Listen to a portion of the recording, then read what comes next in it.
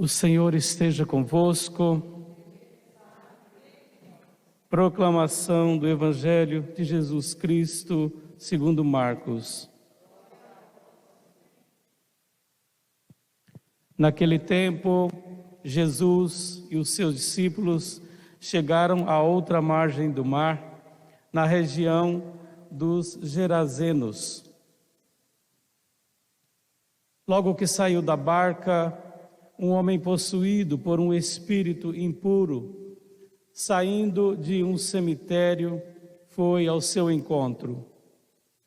Esse homem morava no meio dos túmulos e ninguém conseguia amarrá-lo, nem mesmo com correntes. Muitas vezes tinha sido amarrado com algemas e correntes, mas ele arrebentava as correntes e quebrava as algemas. E ninguém era capaz de dominá-lo.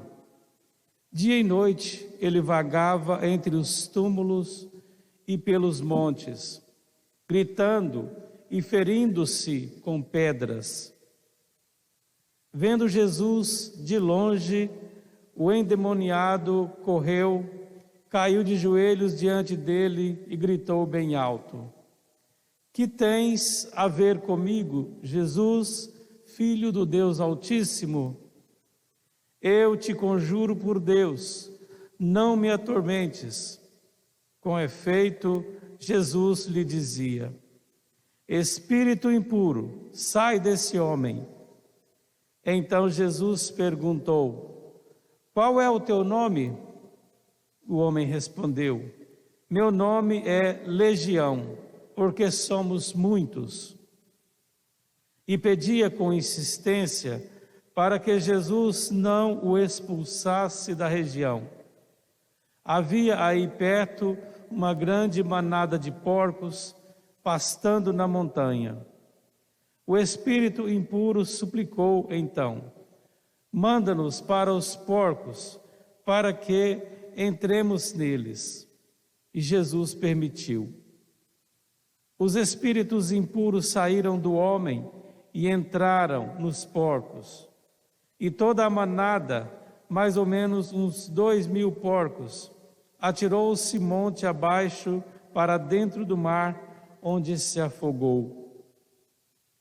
Os homens que guardavam os porcos saíram correndo e espalharam a notícia na cidade e nos campos.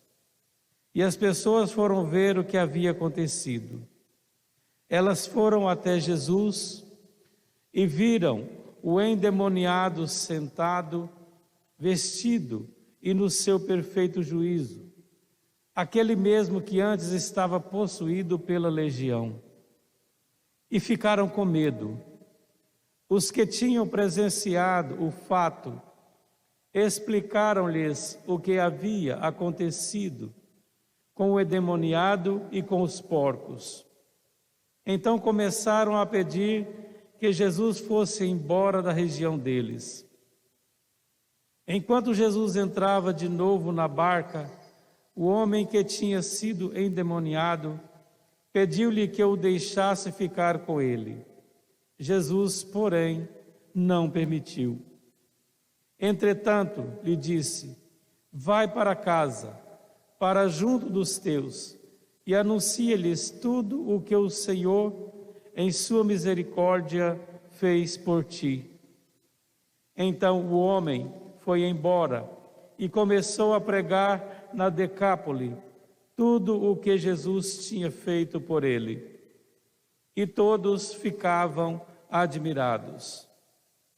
Palavra da salvação.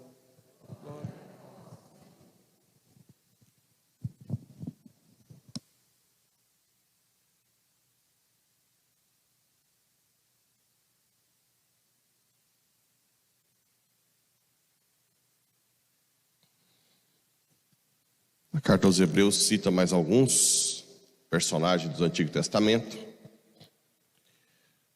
que agiram pela fé. Sansão, Samuel.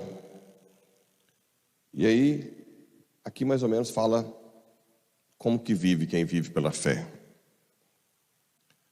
Tem os seus prodígios, amordaçaram leões, extinguiram o poder do fogo, escaparam do fio da espada, recobraram saúde na doença.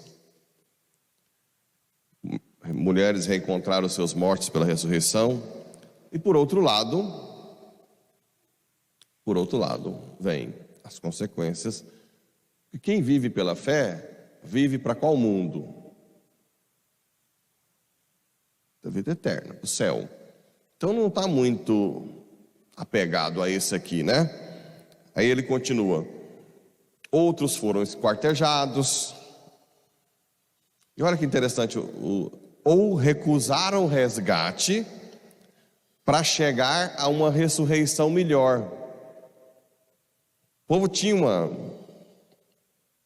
É interessante como que a mudança cultural, isso para a gente soa estranho, né?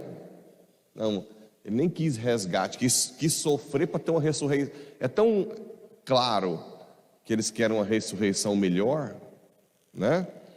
Que no céu não vai ter a mesma coisa para todo mundo. Que o galardão depende do tanto que você serviu, amou, né? E os mártires sempre terão uma ressurreição melhor, uma participação à divindade do Pai de uma forma mais plena. Assim como tem os anjos, os querubins, serafins, provavelmente os querubins e serafins são os anjos que mais se adequaram, mais quiseram estar com Deus. E depois vem trono, potestade, até arcanjos e anjos, né? Conosco será assim. Não é que nós que vamos ter uma vida mais medíocre, vamos ter o mesmo posto de São Francisco, Madre Teresa de Calcutá.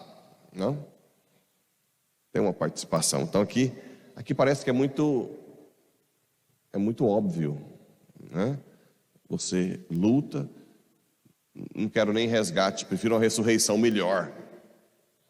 Para nós isso não é tão comum. Outros sofreram provação de escárnios, experimentaram açoite, correntes, prisões. Foram apedrejados, serrados, ou morreram a golpes de espada. Levaram vida errante, usando pele de carneiro, João Batista, né? Cabra, então Elias, os profetas também viviam no deserto. E olha que frase. Eles, de quem o mundo não era digno. Eles, de quem o mundo não era digno, erravam pelos desertos e pelas montanhas. E depois ele termina dizendo que apesar de toda a fé deles, não chegaram à plena realização da promessa, porque a plena realização da promessa foi com Jesus, na geração desse que está escrevendo. Ou seja, ele quis dizer, fizeram tanto, mas nós é que estamos aqui com Jesus, ou tivemos com ele. Então,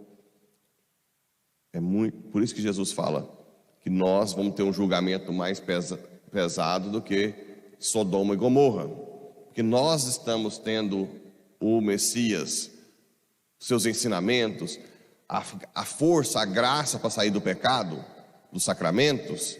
Que mais que a gente pode querer? Depois nesse salmo,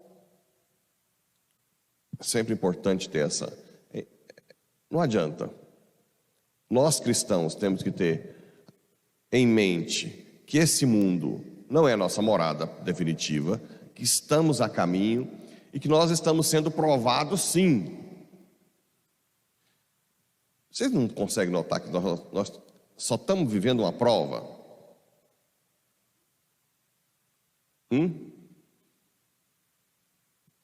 Nós só estamos aqui para ser provados.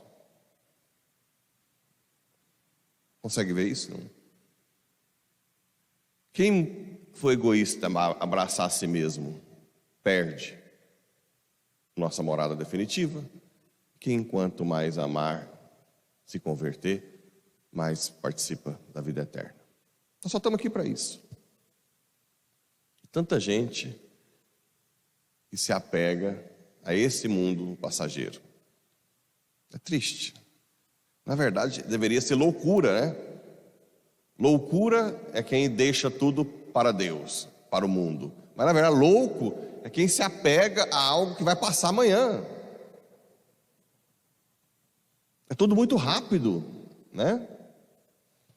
E para dar ânimo para nós, o Salmo diz: como é grande, ó Senhor, vossa bondade, que reservastes para aqueles que vos temem, para aqueles que em vós se refugiam, mostrando assim o vosso amor perante os homens. Nós não temos nem noção tanto o que Deus nos preparou. Quanto mais eu vou tentando refletir sobre a criação divina nossa e o céu, mais eu vou vendo como que Deus é extraordinário. Porque nós, na verdade, tentamos fingir que somos diferentes o tempo inteiro, né? Por exemplo, já falei aqui outras vezes, a gente fede naturalmente. Cadê? Não tem nenhuma madame aqui, não, chique não, né? Toda cheirosa no seu carro. Fica sem pasta dental, papel higiênico e desodorante. Ninguém pensa essas coisas, né? Nós tentamos o tempo todo acobertar nossa miséria. Só que o que Deus fez? Deus colocou uma alma espiritual extraordinária, com essa cortina humana miserável, que esconde toda a nossa dignidade. Nem nós sabemos o tanto que nós temos de dignidade diante de Deus. Fez um projeto extraordinário, ou seja, apesar de nossa miséria, o plano de salvação de Deus é nós sermos deuses com Ele, participar da divindade. Não é coisa pequena, certo? Nós vamos participar, é algo grandiosíssimo. Só que Ele pôs essa cortina humana. Mais que isso, Ele assumiu essa condição humana e fez da nossa condição humana divina. Ou seja, hoje na Trindade, no Pai Eterno, tem um corpo humano. Reflitam isso, porque senão fica parecendo que tudo é só uma teoria, mas parece um plano perfeito, né? E no Evangelho, Jesus expulsa o demônio desse pobre coitado, manda para os porcos. E uma coisa interessante é que ele queria ficar com Jesus. Jesus diz: não, vai para a sua casa.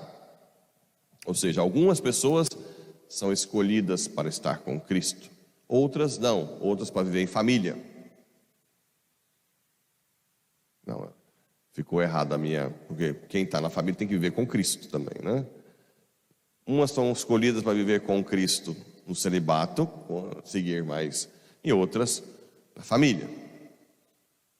Mas ambas têm que viver com Cristo, ambas têm que ser evangelizadores. O galardão vai ser medido de acordo com o tanto que você serve, o tanto que você está desapegado. Por isso que o contra-testemunho escandaliza ou irrita. Porque se você está servindo a Deus, necessariamente você tem que estar desapegado do mundo, né? Ou não? Se você está cheio de picuinha, cheio de nhenhenhé, fazendo lá, passando por cima dos outros, tratando mal, você não está, na verdade, com Deus. Está fingindo. É uma dupla face. Nós temos que ser melhores que os outros.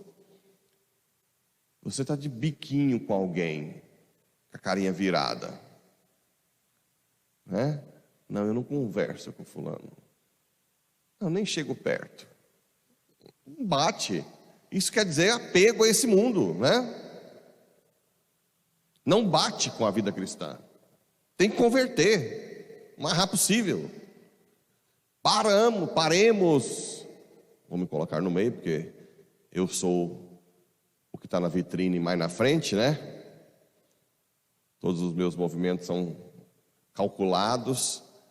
E eu tenho que me converter. Eu não posso ficar o mesmo amanhã. Não posso. A gente não pode parar de converter, né? Eu não posso ser o mesmo daqui a 5 anos. Se eu não tiver em Porá mais, ou se eu estiver ou não, daqui 5 anos, se alguém mudou de Porá e voltar, nossa, mas como ele mudou, né? Tem que ser assim. Tem que ser. Não pode ser diferente disso. Então, vamos pedir hoje essa graça. A graça da conversão. Para cada vez mais estarmos a caminho, livres, desapegados. Vivendo como se precisássemos do mundo, com os outros, amando, mas com o coração no céu.